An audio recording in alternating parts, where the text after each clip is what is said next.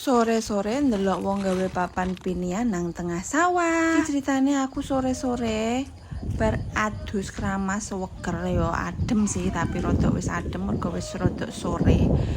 Kok ngingeti lekku ki nggawa pacul mara ning sawah, akhire tak tutno ning mburine bes. Dan ternyata wong iki arep gawe papan pinian pari. Kanggo kowe sing eruhe cuma wis dadi sego, deloken video iki aja mbok skip cek eruh prosese. Ya termasuk sing ngomong iki barang. Ya wajar lho bes, cah saiki ora nek sing gelem ngidek sawah ya ora. Anyi-anyi cah saiki ngono-ngono. Panas lah, wedi ireng lah, alah tae ngasu. Wis gak sah kesuwen iki videone langsung tak cepetno ae yo. Iki ndelok iline banyu nek sumbere iki ning tengah sawah. Ning daerahku iki termasuk ya lemahe luwih subur daripada liyane ya. Makane iki tanduran iki pari kabeh bes. Mergo apa? Nek nandur jagung juga iki dipangani tikus, entek ora sida ngunduh. Palawija ya ngono, kacang-kacangan barang iki gak cocok nang kene iki tikuse mbrudu lae. Saurunge mak panen wis digaglak tikus. Lah iki lho deloken lekku langsung pacul-pacul sore-sore ngene iki ya bar kerja, guys. Ngene iki bar kerja turut kono lho ning ngandinge gunung ngono lho mehan.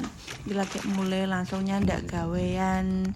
Wonge tak tekoni tibae arepe nyebar wine. Sebelum iki wis di PP, bar di PP terus dikum. Aku lali ra tekok pirang dinone leh ngekum sampai iso tukul koyo ngene iki. Aku lali sing ro komeno, guys. Aku ki leh ku tekok mau kok ya pekok ora langsung tekok secara detail. Kan yo malah ngetarane nek aku barang ketok endos. Pokoke intine ngono lah, Bes. Dan iki lanjut dicemplungno ae ning kedokan iki ngono ya gawe papan pinian sauplik ora saokeh-okeh dadi sak kedok digawe kabeh gak usah, guys. Cuman sauplik ae. Nek trimo mek kanggo papan pinian tok wis cukup. Langsung ae disawur-sawurno. Wis kerep-kerep kan gak popo. Engko lak bakal dadine apik.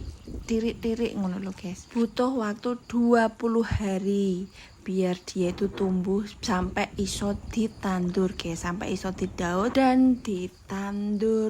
Ngerti daut ora? Daut iki jenenge ngepaki winih iku mau jenenge daut. Diguluti ngono, guys. Ngerti diguluti pokoke ditaleni ngono kuwi lho, dipocongi ben iso le nggawa menak ora umbiar. Wis pokoke langsung diwur-wurno ae. Lah ngene iki gak enek teknik apa-apa. Pokoke teknik otak-atik masuk langsung pokoke entek disebar entek ngono lho, guys. Dicukup-cukupno sakmono kuwi ambane pokoke. No, wis gak butuh waktu suwe lah, ora nang sejam nek trimo ngene iki nyawa.